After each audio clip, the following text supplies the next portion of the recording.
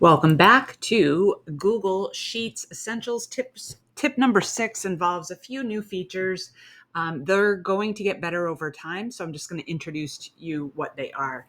Now, in previous videos, we already inserted the column, so I won't demo that in the spreadsheet. You just right-click and choose Insert one left or one right, and you can also insert columns and rows from the Insert menu, as well as inserting the checkboxes, which we did in the previous video. So we're going to just look at a couple of other options here. So hop over to your workbook and select the sheet called Insert Options. And these are really pretty simple.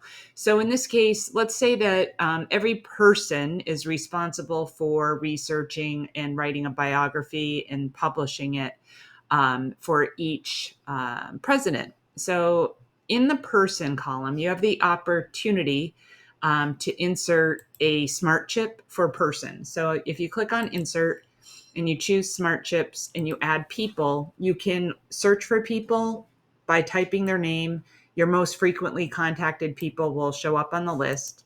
And when you add people, you can see here that this person's profile is added. And if you've been in my Google Calendar training, if I was on vacation and I had set up a out of office status, it would show up on my profile card, which is pretty neat. Anyway, this way I can hover over this, I can email this person, I can start a Google Meet with them, I can add them to my contacts. So you just have all of these opportunities by using the person chip. On the bottom right-hand corner, you're going to see on my screen, mention people are not notified, but you can give them access to the document. So if I click on share at this point, it says, remind me tomorrow. Okay. If I click on share now at this point, I can share with this person or even allow anyone with the link to edit this document. So it gives me the options to share with that person or reminds me like, hey, you're going to be sharing this with 50 people. So maybe you want to give anyone access to edit. It's really up to you. So I click on share. And at this point, it gives me a warning that I'm sharing outside the organization, but I'm going to share it anyway.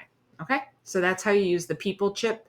And it's just something that is a new feature. It's linking the smart chips actually just bring more functionality into your sheet through people and calendar events and location places and things like that.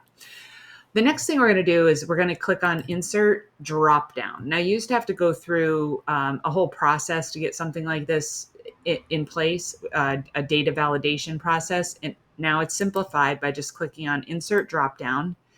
And then when you do, on the right-hand side, your data validation rules show up immediately, and you can leave like option 1, you can leave it blank, like just leave it blank because they have to select something.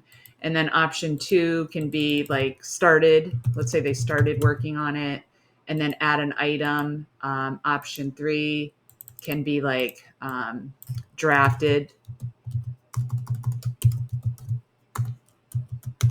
And then option 4 can be like a different color, and it could be like reviewed,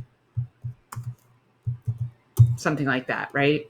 So if you hit done, now you have a drop down that's blank, but then you can leave it blank.